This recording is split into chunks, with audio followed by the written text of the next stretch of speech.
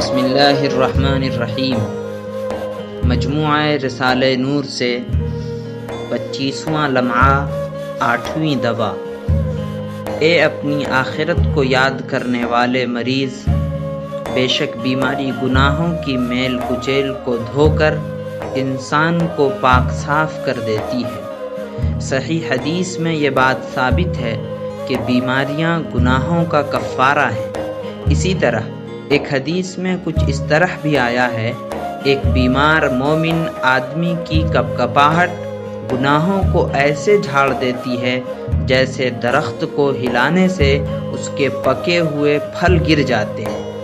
اور گناہ جہاں ابدی زندگی میں دائمی امراض کی حیثیت رکھتے ہیں، وہاں اس دنیا میں وہ قلب و وجدان و روح کے لیے معنوی امراض ہیں۔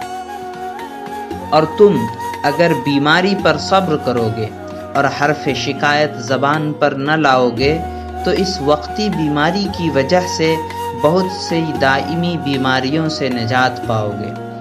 اور اگر تم گناہوں کو یاد نہیں کرو گے، آخرت کو بھولے رہو گے یا اللہ تعالیٰ سے بے خبر رہو گے تو پھر یہ سمجھو کہ تم اس موجودہ بیماری سے لاکھوں درجے زیادہ ہولناک بیماری میں مبتلا ہو۔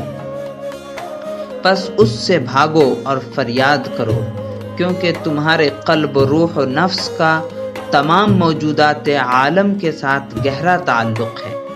اس صورت میں یہ تمام تعلقات زوال و فراق کے سبب ٹوٹتے رہتے ہیں اور تمہارے اندر لا تعداد زخم چھوڑ جاتے ہیں، اور خاص کر ایسی حالت میں کہ جب تمہیں آخرت کے بارے میں علم نہ ہو اور تم موت کو ہمیشہ کے لیے معدوم ہو جانا سمجھتے ہو، گویا کہ تم ایک ایسے مریض بدن کے مالک ہو جو اس دنیا کے برابر زخموں سے بھرا ہوا ہے۔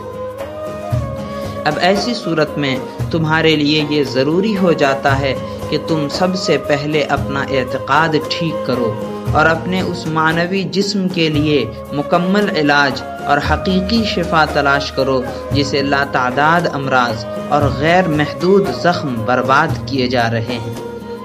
اور میں یہ سمجھتا ہوں کہ یہ علاج تمہیں صرف ایمان کے شافی تریاق اور شفا بخش علاج سے ہی مل سکتا ہے۔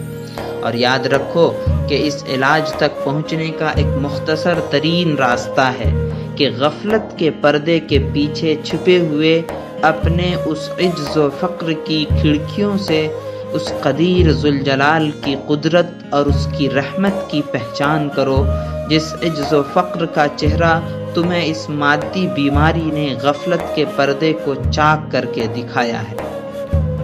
جی ہاں، جو شخص اللہ کو نہیں پہچانتا ہے وہ اپنے سر پر دنیا و ما فیہا کے برابر ہموم و غموم اور مصیبتیں اٹھائے پھرتا ہے، لیکن جسے اللہ کی معرفت حاصل ہو جاتی ہے اس کی قوت ایمان کے ذریعے ایمان کے درجے کے مطابق ہوتا ہے، اور یوں مادی بیماریوں کی جزوی تکلیف اس ایمان سے جنم لینے والے سرور و شفا اور معنوی لذت کے باعث مضمحل ہو کر زائل ہو جاتی ہیں۔